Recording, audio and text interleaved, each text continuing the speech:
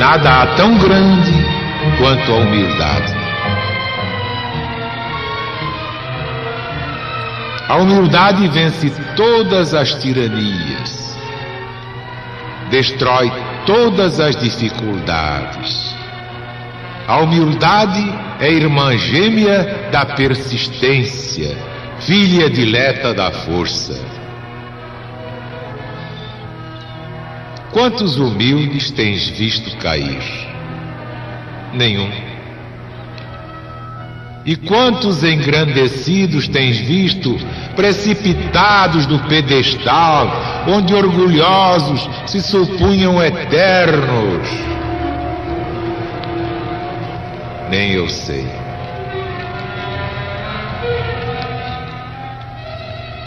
Humilde nasceu Jesus. Humilde viveu e humilde passou no mundo. E não há maior grandeza do que essa humildade. E todos os grandes do mundo, em todos os séculos dos séculos, nenhum se lhe compara. E dentre esses grandes, ainda são relativamente grandes só os que foram humildes e lhe seguiram o exemplo. Só os que na humilhação encontraram grandeza, como só em Jesus encontraram humildade. O Filho dileto de Deus podia ser o maior da terra, socialmente falando, visto que ele era o representante, o escolhido do Senhor do Universo. Podia, mas não foi. Podia, mas não quis ser.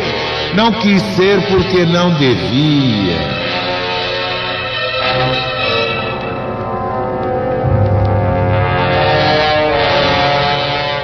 Quis ser humilde entre os humildes, simples entre os simples. Sua ação foi como a do roble. Nasceu da terra, lá de baixo. O roble, ao nascer, pode ser destruído por um inseto, partido por uma criança. Mas não sendo destruído, cresce e se eleva e braceja, deita pernadas e franças, enraiza no solo, procura as camadas subterrâneas, profundas, o suco com que se revigora, com que alimenta as folhas, com que fortalece as raízes e os troncos. Passados tempos, nem o maior vendaval o consegue molestar. O Cristo foi assim. Começou pelas camadas populares, humildes na sua origem, miseráveis no seu sofrimento, simples na sua fé. Aí nasceu o rebentão da sua doutrina, aí se fortaleceu, aí frutificou, e daí subiu, robustecendo-se, estendendo os braços, desafiando os vendavais, e ainda abrigando aqueles que se acolhiam e se acolhem à sua sombra. Partiu de baixo para cima, dos alicerces para o cume, do nadir para o zênite. Se tivesse começado por de cima, seria contra as leis naturais. Sua obra não poderia persistir. Ninguém foi mais simples e mais humilde do que Jesus. Mas ninguém como ele é tão grande. Simples e humilde porque é a verdade. simples e humilde porque é o exemplo.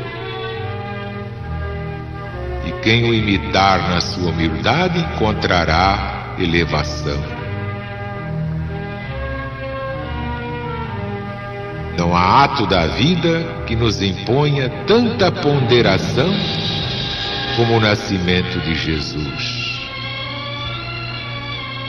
Seus pais tiveram de deixar a sua terra e o seu lar para irem à terra estranha, fazer aquele nascer para redimir o mundo. E para quê? Para que se cumprissem as profecias.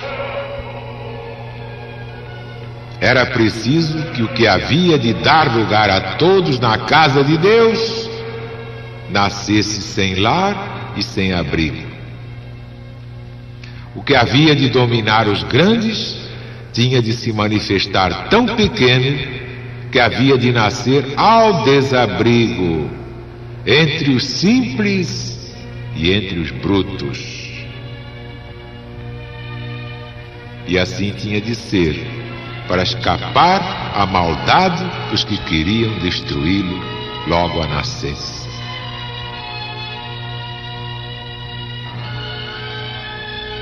Não podia nascer mais pobre. Se nascesse na rua, ainda teria por teto o céu, por luz as estrelas. Mas assim, nascendo numa gruta, seu teto seriam as pedras negras, por luz teria o frouxo clarão de alguma lanterna, por cama, palhas, por conforto, palhas. Aquele que havia de ser o abrigo e o conforto universal encontrava-se desabrigado, desconfortado como ninguém, pois até as aves têm o conforto dos ninhos, as feras o conforto do covil. E por que havia de ter princípio e fim tão miseráveis aquele que era o Filho de Deus, o maior que a memória dos homens registra? Porque sua doutrina haveria de ser pregada e exemplificada. E assim como é a maior que tem vindo ao mundo, o exemplo havia também de ser o maior. Em Jesus tudo foi grandioso: a humildade, o heroísmo, o sofrimento e a santidade, a doutrina e o exemplo. Ninguém como ele teve maior majestade na sua simplicidade. Jesus sem a gruta de Belém não seria Jesus. Sejamos, pois, humildes, sinceramente humildes, e Ele nos receberá como seus discípulos para sempre.